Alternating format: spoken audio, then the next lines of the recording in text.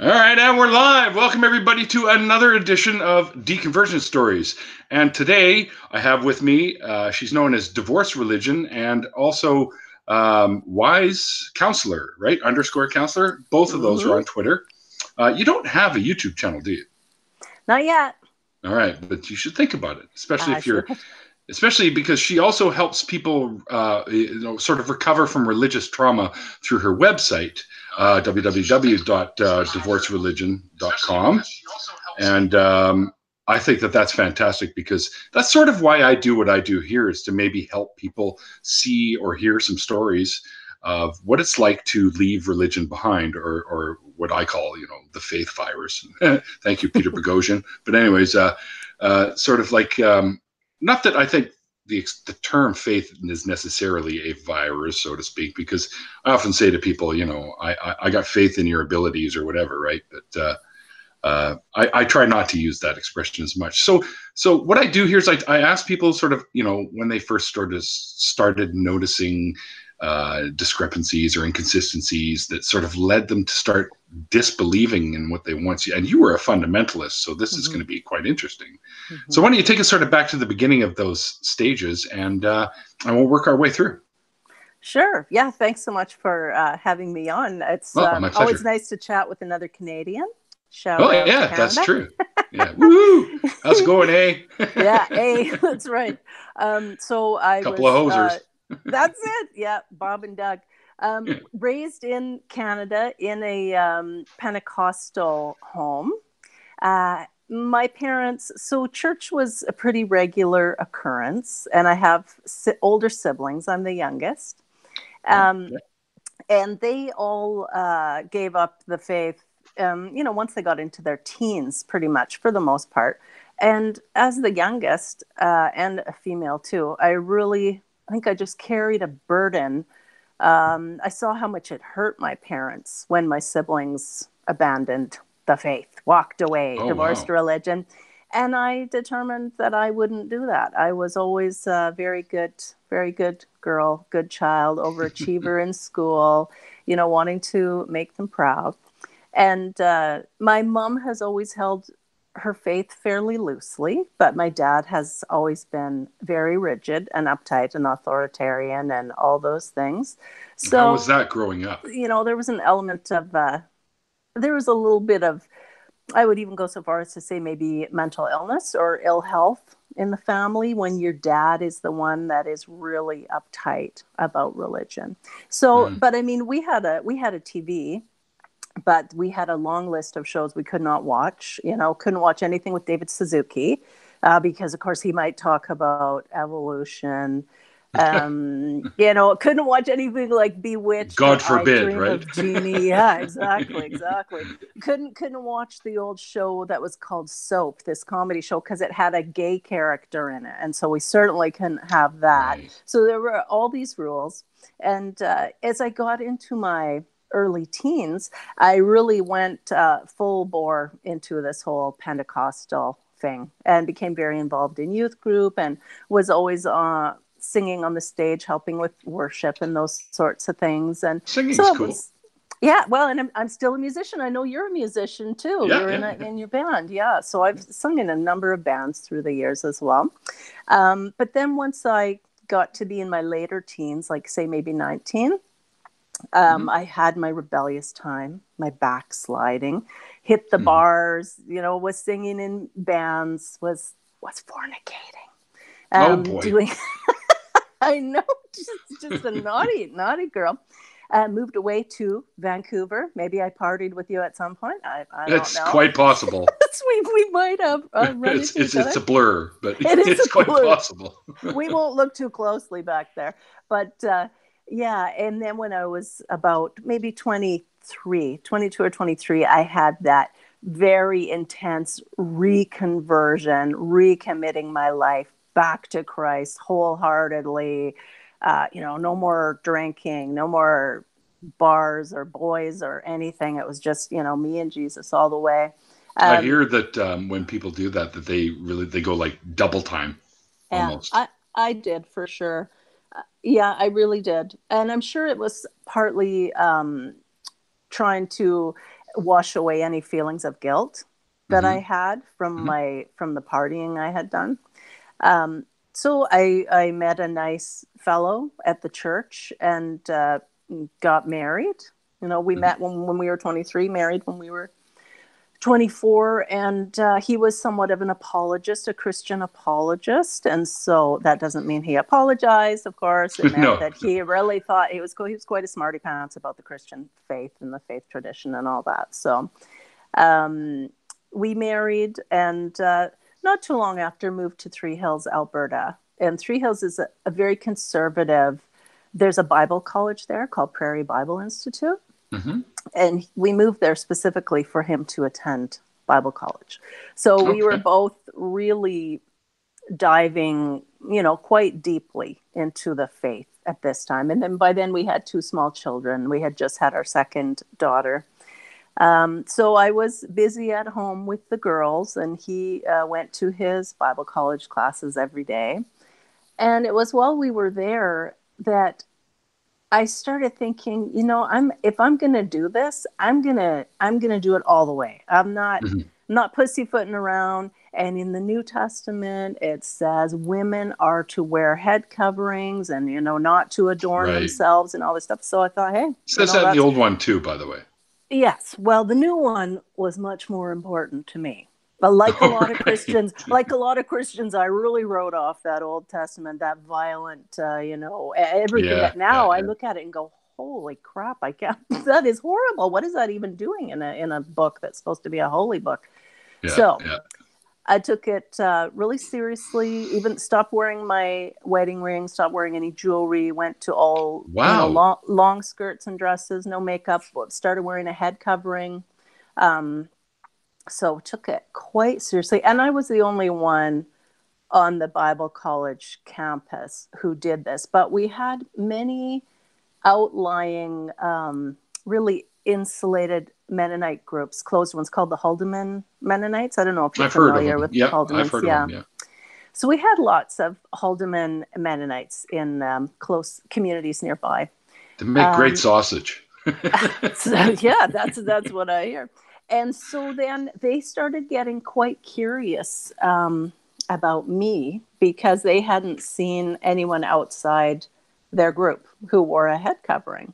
And so they slowly started approaching me to talk to me. And I thought, well, this is just great. Like, what an interesting opportunity, because they're basically a closed group similar to the Amish, only not quite as Amish, right? Like, they have cars.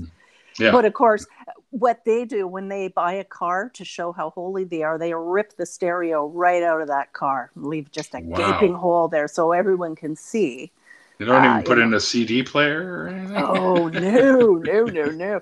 And so I started hanging out with these folks, and my husband did too, and we would attend services at their very closed church. So the churches don't have any instruments. There are no musical instruments. And men sit on one side, women sit on the other. And the singing is quite beautiful.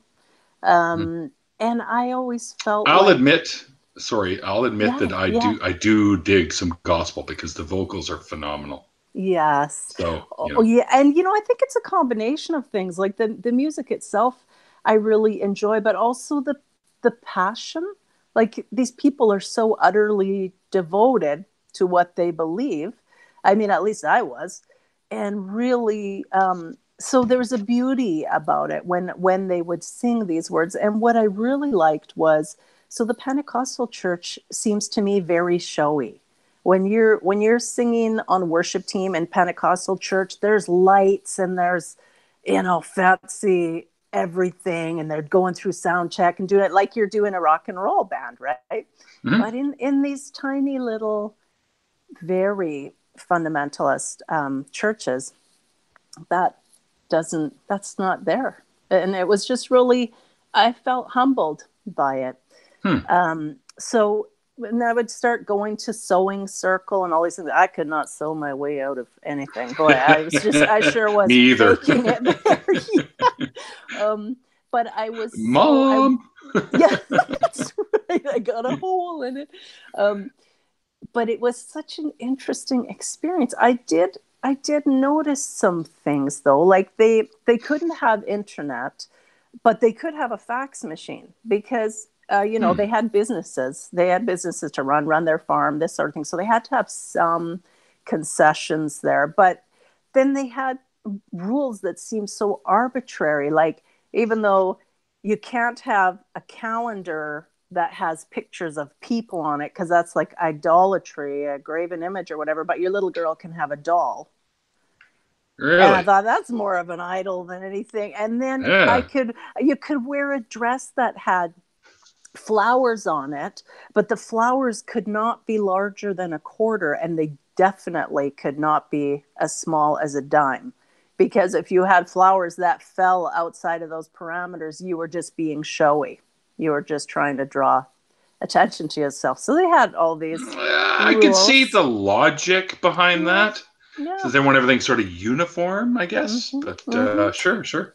Yes, let's just say they definitely do not prize independent thinking. They prize obedience above all else, which is the key for all fundamentalist groups, really. They're interested in your obedience, not in your thoughts.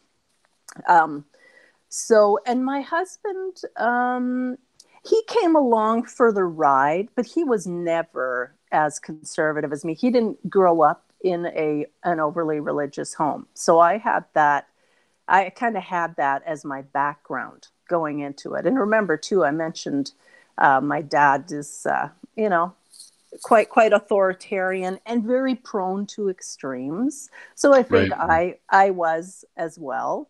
And to me, to be a good Christian meant to be all in. You're either all in or you're not a Christian at all. So he was kind of my frame of reference in that way. And so my husband at the time, we're not married anymore, but he was a pretty chill fellow. And when I said to him, I think I should start wearing a head covering, he was like, well, I don't know. Nobody else does. It seems kind of weird. He says, but if you can show me the Bible verses that support it and you really want to do it, then I'll support you in it. Yeah. And he was as good as his word. But that's an admirable quality, I think.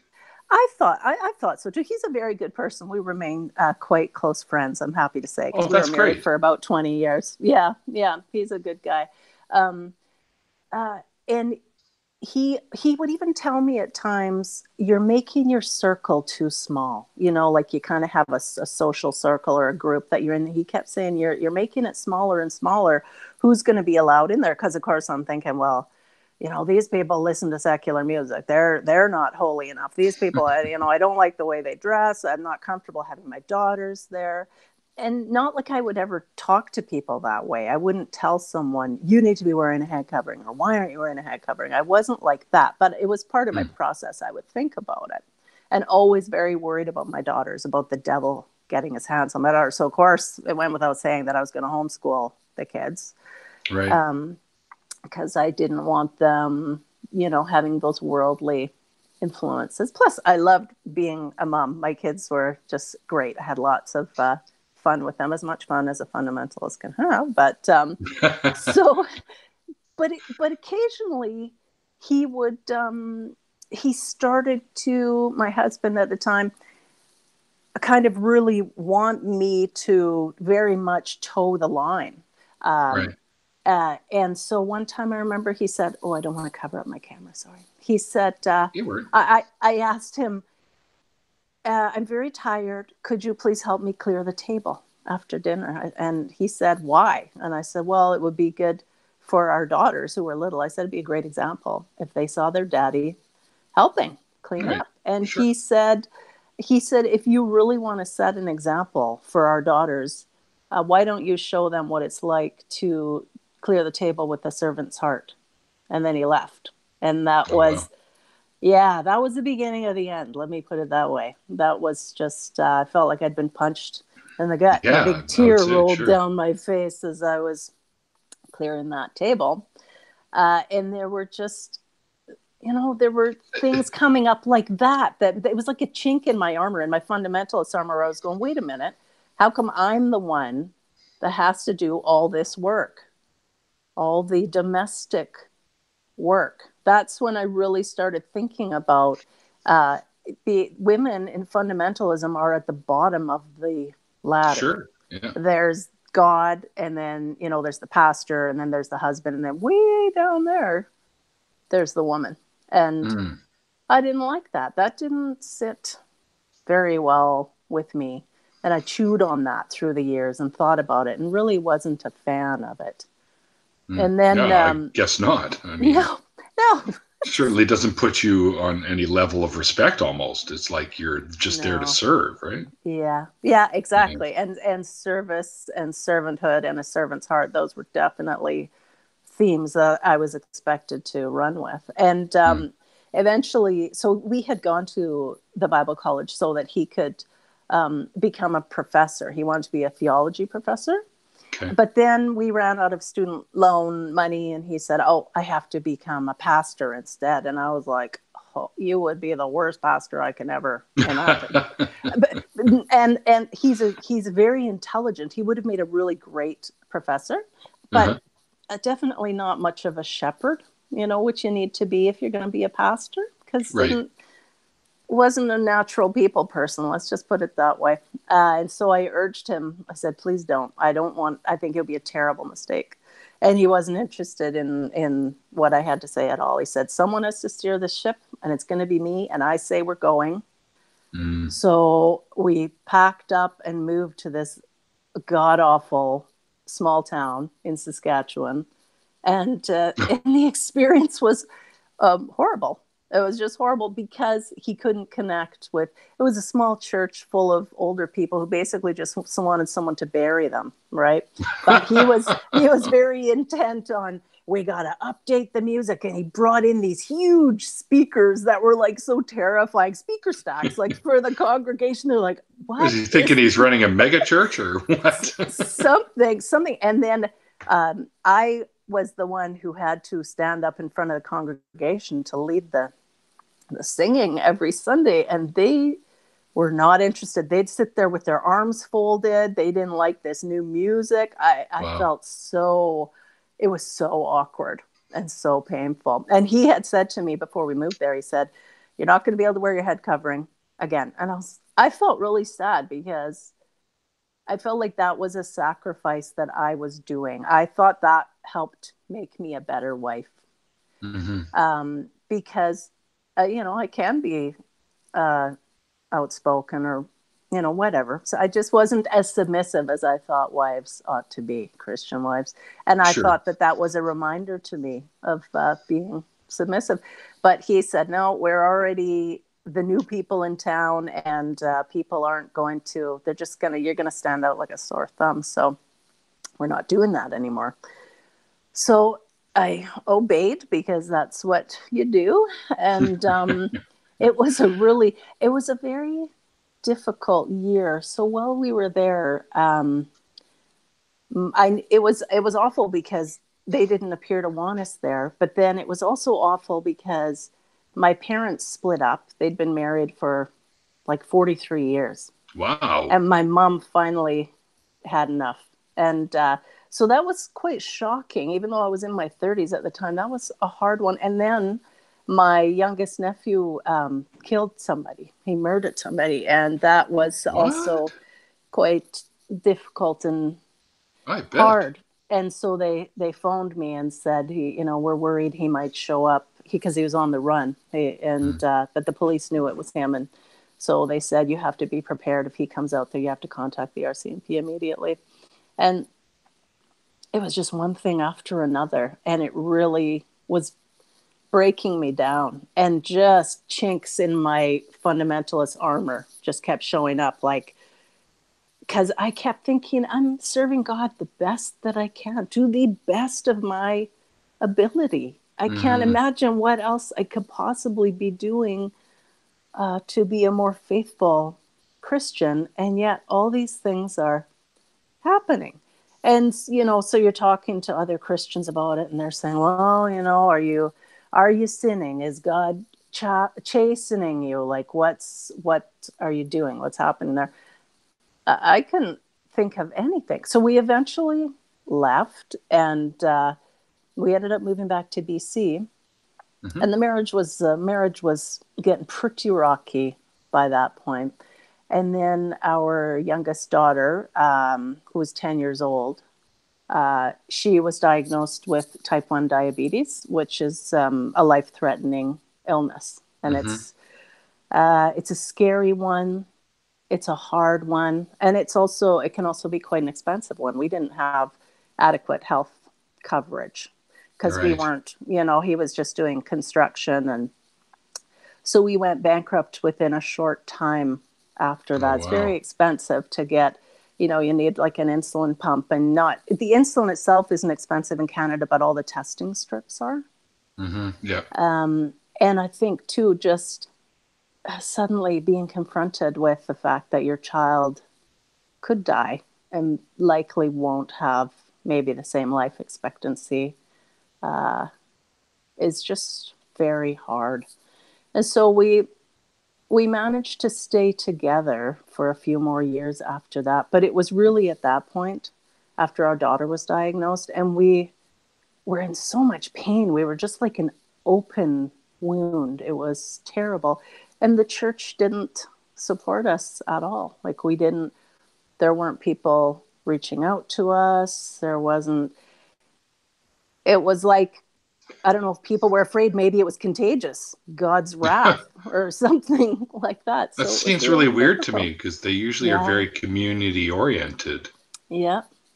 Yeah, it was sad. And my husband by that time had stopped going to church. And so it was just me dragging the kids out every Sunday. And the kids didn't really want to be there particularly either. And I just finally thought, that's it. It's not working. It's not working. I've given my whole life to this. I was in my late 30s by that time, almost 40. And it was all that I had really known, except those couple of years that I was backslidden or rebellious or whatever you want to call it. Troublemaker. So, yeah, that was me, the rebel. But I feel you. Yeah. We lived across the street at that time from a used bookstore. And so one day, while my husband was at work and the kids were at school, I snuck across the street to the bookstore. And I made a beeline for this back room. They had a back room, and there was a big curtain over the doorway. And above the doorway, it said occult and alternative religions. Right, and I was like, oh, you went that route too for a bit? I did. I thought, okay, me too. I got to figure out something's not right. I better go. And I sucked in my breath and I went behind that curtain, expecting lightning might strike. Lightning never did strike, but I stayed in there trying to find a book that would be like a textbook or something that wouldn't seem too outrageous. So I found a book that could kind of teach me about Christianity, Hinduism, Confucianism, Islam, things like that. And I took it up to the counter and I asked her for a brown paper bag. Like, this is how uptight I was. And she, like you're buying booze or something. I know, or porn, yeah. Yeah, or and porn so or something. She gives it to me and I run across the street, run up the steps into the house, all the way back to our bedroom. And I hide the book in the brown paper bag in the place I know not even God will look, which is to say my underwear drawer. That is where I hid the book. and little by little, I started reading through it and just chewing on some of these ideas and some of these comparisons, and just kind of liberating myself just in the tiniest ways. And I started reading a lot of Louise Hay. I don't know if you know who Louise Hay was, but she's like ring a bell. She was a big, metaphysical kind of gal, body, mind, spirit deal. And I found her very comforting. And by this time I was working at our local hospital. So this was the first time that I was having regular interactions with people who were not religious at all. And of course I worked with them very regularly. I had to find ways to communicate respectfully and build relationships with them. And and I found out they were great. They were some great heathens. I really enjoyed them, and I still work at the hospital, and some of them have become very close friends. And one of them in particular, I really respected, and she knew my background. She knew that my marriage was kind of coming to an end, and that I was also trying to figure out life beyond religion. And she was so patient and so kind. And one day we're having coffee, and I leaned in really close to her because I didn't want anyone to hear my confession. I said, Heather, I'm starting to think maybe Adam and Eve was just a story. Like maybe there was no snake and no garden. And she just, her jaw dropped. She's like, I figured that out when I was 8 years old, but I'm glad you're finally catching up.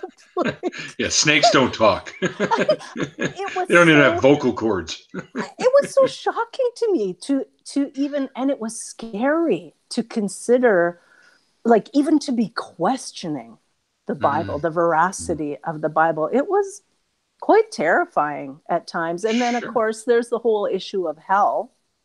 And I got to the point where I felt, okay, I don't think there is a hell. I'm pretty sure. I really don't think there's a hell. And I can risk it myself. But what, will my children be punished? What if there is a hell? What if they go to hell because I don't believe, and then they follow my unbelief? Like there's a whole, it's like an onion with all these layers, right? You have to work your way through all the layers. And it was hard. And I couldn't go to church and talk to my pastor or my Christian friends because they would just say, you need more faith, you need to pray more. Couldn't really talk to my husband because he was also, we were just struggling. The marriage was struggling. Didn't want to burden my kids. So I really figured it was pretty much on me to sort things out. And well, I've often heard that the hell belief is one of the hardest parts to get rid of.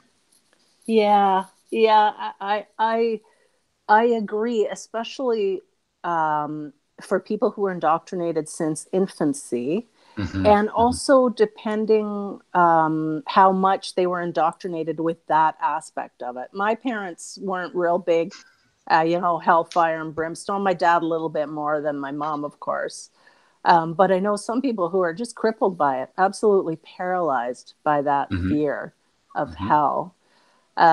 So what I liken it to for myself, my divorcing religion, I was like a beach ball held under the water. When you finally take your hands off that ball, it just springs right up and all the water is spraying everywhere. And I kind of went a bit crazy. I kind of had a few years there where I was just like, because suddenly, well, if there are no rules, if it's not true, and there are no rules, then I am free to do, whatever. And of course, this is happening at the same time as my marriage is winding down. So entering the dating scene and all that stuff. And went quite new age, grew dreadlocks, got tattoos. Cool. Cool. I still have the tattoos, but the dreadlocks have been gone for a while. But so you're more like what's his name there, Dan Aykroyd and Steve Martin on Saturday Night Live, wild and crazy guys kind of thing, right? Yes. Well, and I had so much learning and catching up to do because for the past 15 years or however long it had been before that, my life was the church. My social circle was the church. If we did have TV, like when we finally did get TV and watch TV, the shows we watched were pretty wholesome, Touched by an Angel, like we really were, that kind of thing.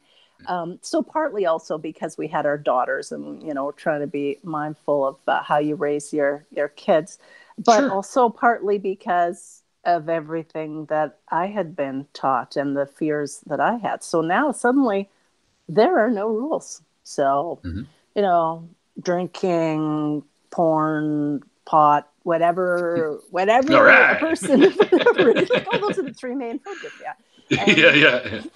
I forgot beer. Oh yeah, that's a category all its own.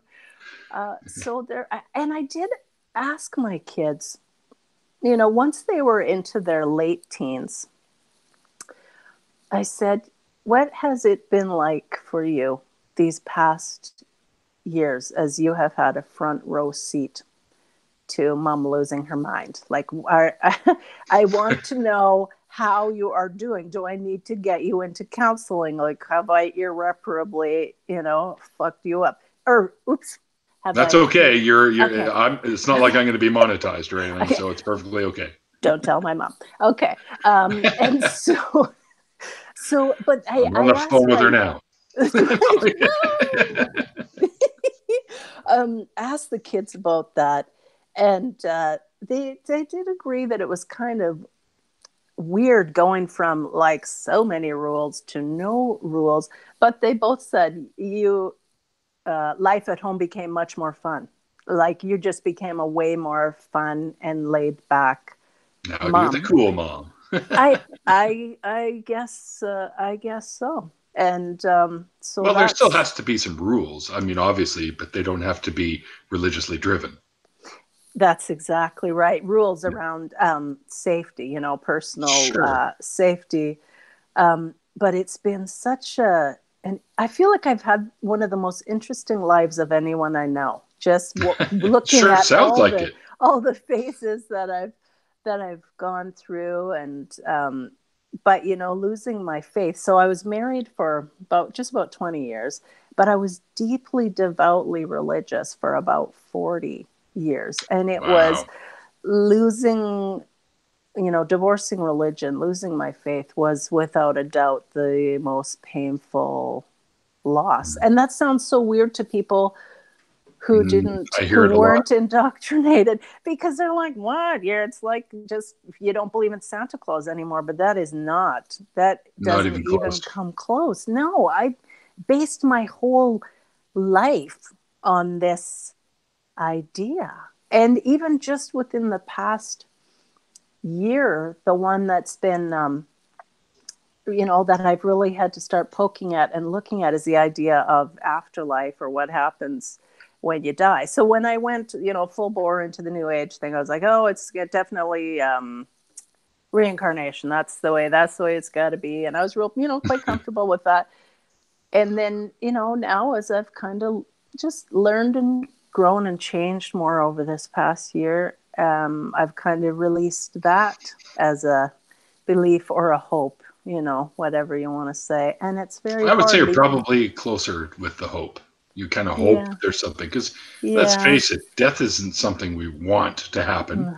It's No. inevitable, but Yeah. I look at it as just returning to the state we were in before we were born. And Yes. you hope you want to go in your sleep, like that Ricky Yeah. Gervais thing I posted earlier. Everybody.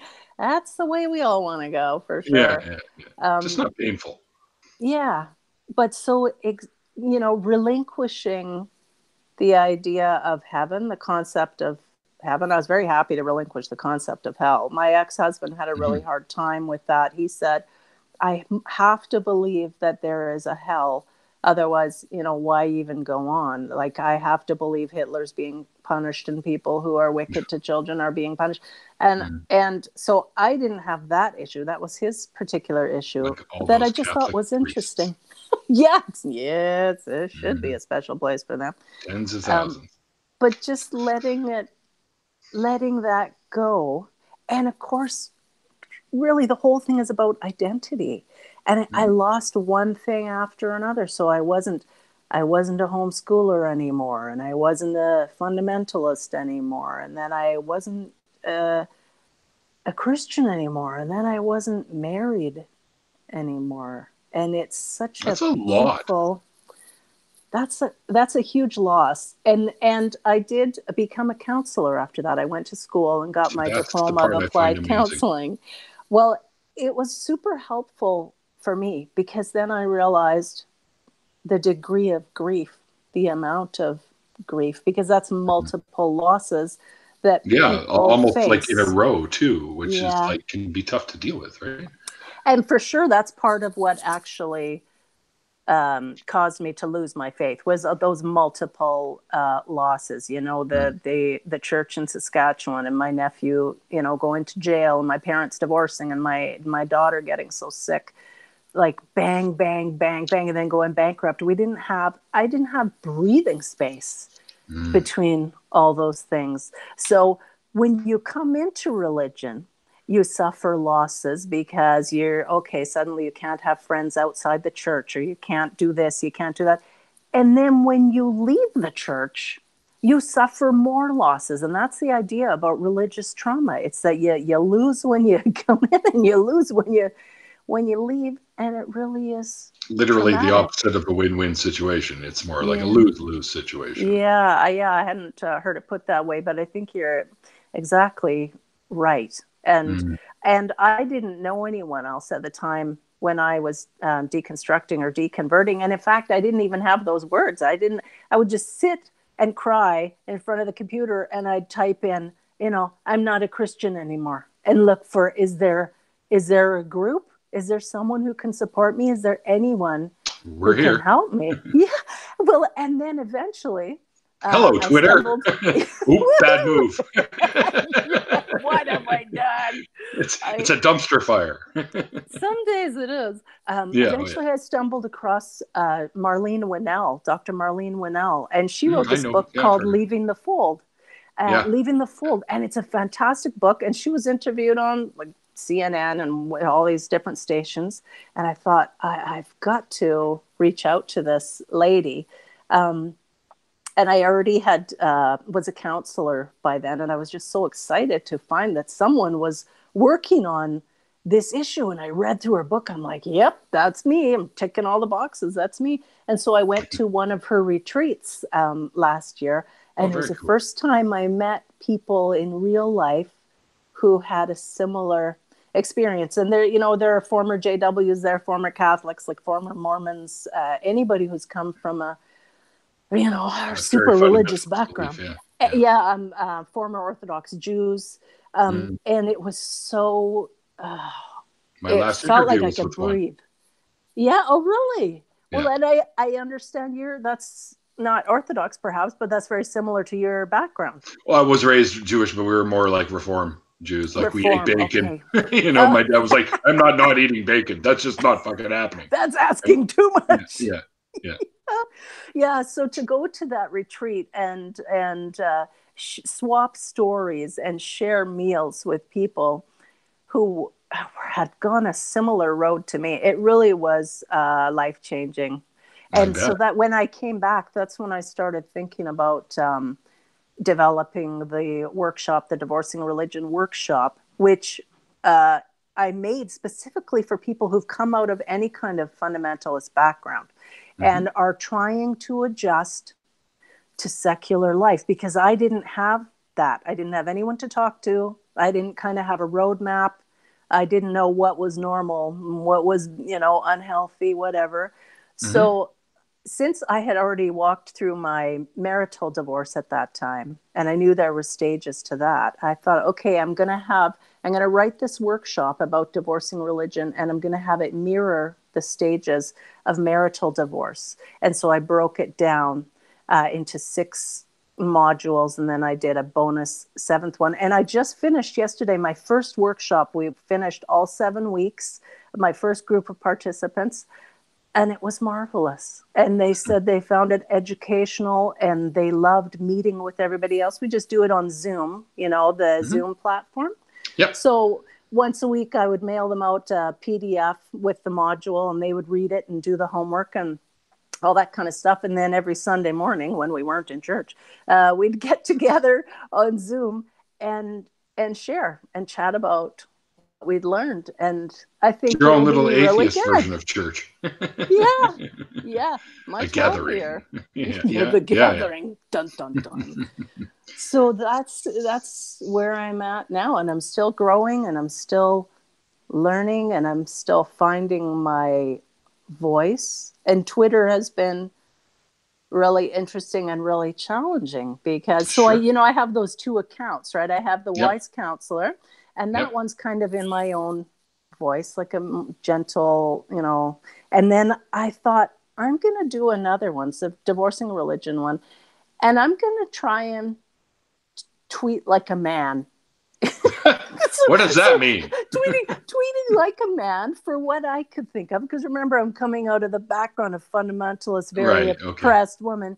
So loud, boisterous, in your face. I'm going to say what I mean unapologetically, and I'm not going to use emojis, and I'm going to be heard. I like emojis too. And it's been such an interesting experiment. And so I'm much freer on, my divorcing religion persona. I don't mind saying, I'm pretty much an atheist.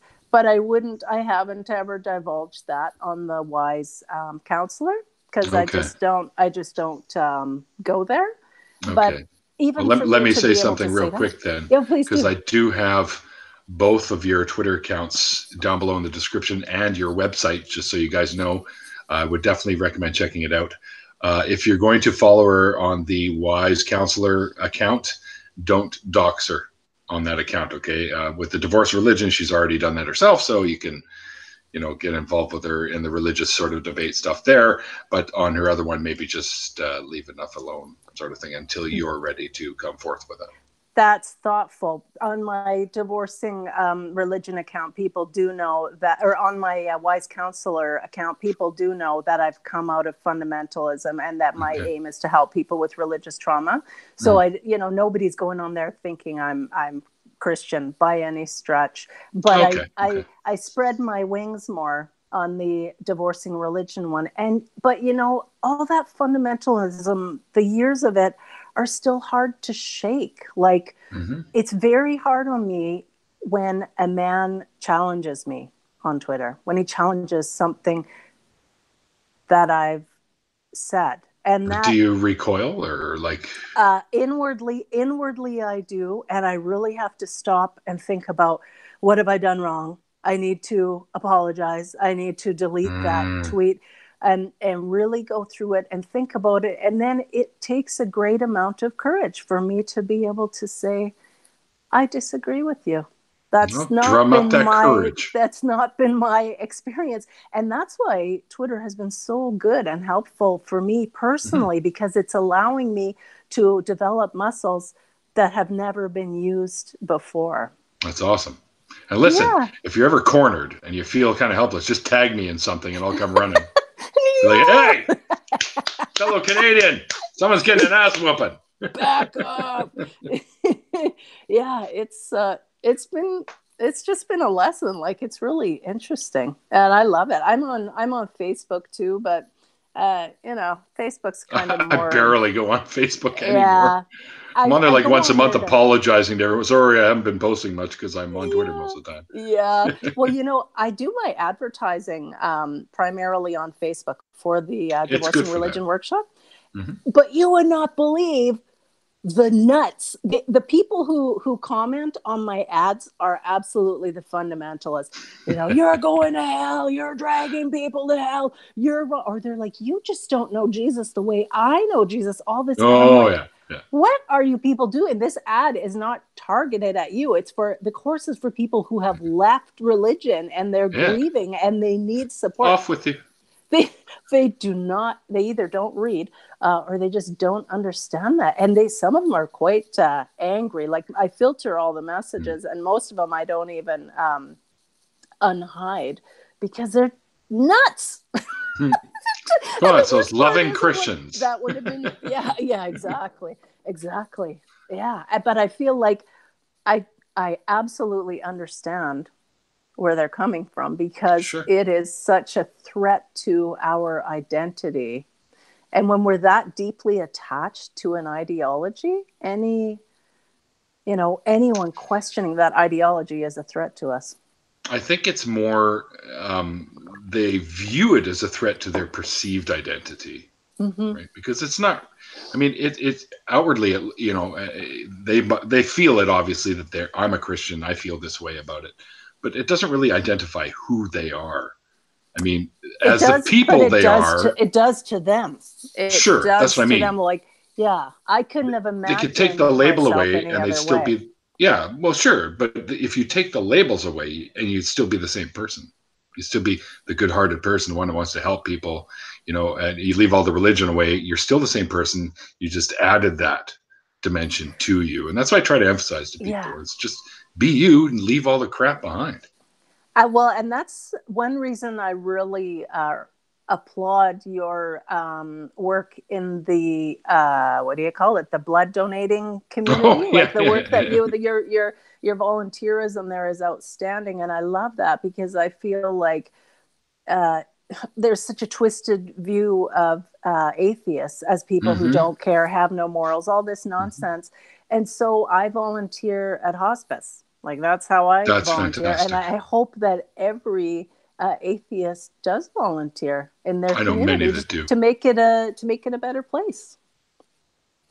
Yeah, I know many that do. Very like my friend Duke, who was in the chat. I'm not sure if he's still there anymore, but he works in a hospital, helps people there as well.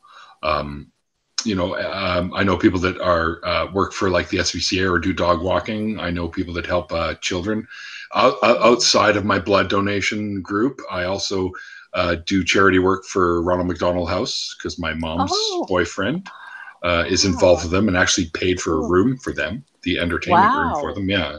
So I go in and I help them out too quite often. And of course we do the Sun Run every year and MLS run or walk or whatever. Yeah. Just being involved to make our communities better and doing it for no reason other than to be a good human. It's not That's because exactly I'm storing up my treasures in heaven or I think I'm going to get some kind of heavenly reward. It's just because this is what it means to be a good human. Because it's the right thing to do. We have to share this planet with many other humans. And if we can make it just a little bit better for each and every one of them, that's going to make it better in turn for us. So there might be a little selfishness there, but that's not why I do it. I do it because I think it's the right thing to do. I have literally sacrificed things for myself to make sure other people had what they needed. So throughout my life, and I didn't need any gods for that. Yeah, I hear you. And so the only place that it's kind of weird for me is in my is everything okay? Yep. No, that was my phone going off. I'm paying attention also to the chat while we're talking. Okay. Terry says is this feed using your new? Yes, it is my new laptop. And this is the first one I've done with the new laptop, and I came to the sudden realization that I need to buy an exterior camera because this one is VGA. It's not even HD. So I need to get a better camera. I have one, but I could probably hook up. But this was the trial run. So sorry, Terry, I'm not up to your standards. you big bully. Stop judging. Yeah. Oh, you'll probably meet him because he'll more than likely, he's kind of like furniture in my after parties now. He's always there. You can throw your feet up on him if you want. Well, there's an idea.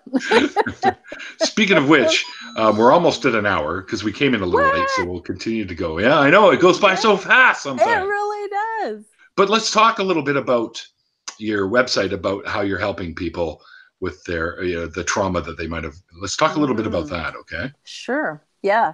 The website I mainly set up to do with my workshop, with the Divorcing Religion workshop.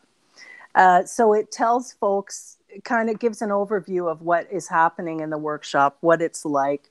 But also I am available for counseling in Canada. Like in America, you have to be a bit careful what you call yourself there as far as counselor, therapist, that sort of thing. So probably I'm safest in America to say that I'm a coach, although in Canada, I'm a professional counselor. And I will work with people who are coming out. Maybe they left years ago, but they still have grief that they haven't really examined. Or maybe they left very recently and they're raw and they're saying, how on earth do I build a community? What do I do now? I have nobody. So the workshop looks at those things and gives ideas and support. But I also do it individually. Yes, pure ostentation. I am running a Yeti mic now. So I have improved it a little bit. And now I will get myself one of those little clip-on cameras to override this piece of crap camera because I'm noticing how, and I'm a little square instead of the, like you with the full picture here. So I feel like my computer must say made in bedrock somewhere on there. So anyway, So yeah, guys, definitely check out her website. If you know people that are going through some tumultuous times after leaving a faith of some sort, I highly recommend that website.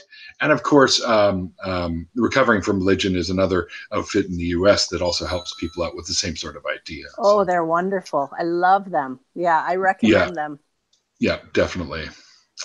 Thank you very, very much for joining me this afternoon. It's been an absolute pleasure. And it was something I wanted to know before we head off is after you sort of have called yourself an atheist, we'll say, have you felt any hard feedback from family members or friends that will no longer talk to you, sort of thing? No, I have. I'm very close to my brothers, and they would, I think, consider themselves atheists as well. One of my daughters does. I think the other one would say she's agnostic. Okay, sure.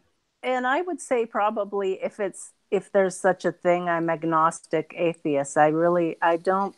Well, there's debate. I don't believe. I haven't seen evidence of, and certainly not if there was a God and it was the God of the Bible. I wouldn't want anything to do with that type of God. So I think pretty much we're here and we have now. That's what we've been given. So that's what we want to make the most of. But no, I haven't. I don't talk with my parents about it though. Oh, no, I do not, because they are both still religious. Pretty into it. Mm-hmm. Yeah, and I wouldn't want to hurt them. They're in their 80s. They're elderly. They're very happy in their faith. So my dad has no idea. My mom knows some. She's come out and heard me give my ex-testimony before. And she just wants to support me. So she's a good egg for sure. That's awesome. Yeah. I mean, even though she still carries the belief herself that she's still in your corner. Well, you're her daughter, right? So, I mean, I get that. Parents, my mom, she's still a believer as well. But she says, hey, if you don't believe, you don't believe. Nothing I can do about it. You're still going to take me out for dinner every Thursday. I'm like, oh, of course, Mom. But haven't you? I really have found Reformed Jews to be the most relaxed. Oh, yeah. Like they are so. My partner is a Reformed Jew, and he's my staunchest supporter. I'm like, well, isn't that weird to you? Like they're very secular. Religion. Exactly. Yeah. And so he's a breath of fresh air for me. That's for sure. It's all about traditions and having the Passover dinners and Hanukkah dinners, which are fucking awesome, by the way. And if you haven't tried matzo ball soup, get off your ass and try matzo ball soup. Yes, I agree. Or potato latkes at Hanukkah. Every time we do this, we ask the same question. Why do we only eat this like one day a year? What's wrong with us? So, it's pretty cool. And it's about the traditions and just are linked to our heritage, I guess you could say. And I wasn't even born Jewish. I was born to a Christian couple, believe it or not. Right. Yeah. So, it's pretty interesting. But raised Jewish. So yeah, I'm one of those weird oddballs too, just like you. Not saying that you're a weird oddball, but you know what I mean. Well, call a spade a spade. Unique. There you go. All right. Well, once again, thank you so much for doing this with me today. It's my pleasure. And a fellow Canadian. Yeah, absolutely. I've been looking forward to this one, actually, for sure. You got to come out this way, and we'll get together with Godless Mom. Oh, I'm in Summerland all the time, and that's where she lives. And we've been in communication. So nice. Who knows? Maybe I've seen you there too. Well, you probably would have recognized me, anyways. Yes. But yeah, I'll probably be out there either before or after I do the Faithless Forum in Dallas, Texas. And when is that? That's April 26th. I'm leaving April 26th. The event itself is on the 27th. And then I'm heading pretty much right after that because I'll book the night of the 26th and I'll be out of the hotel room on the 27th. And then we're jumping in the car.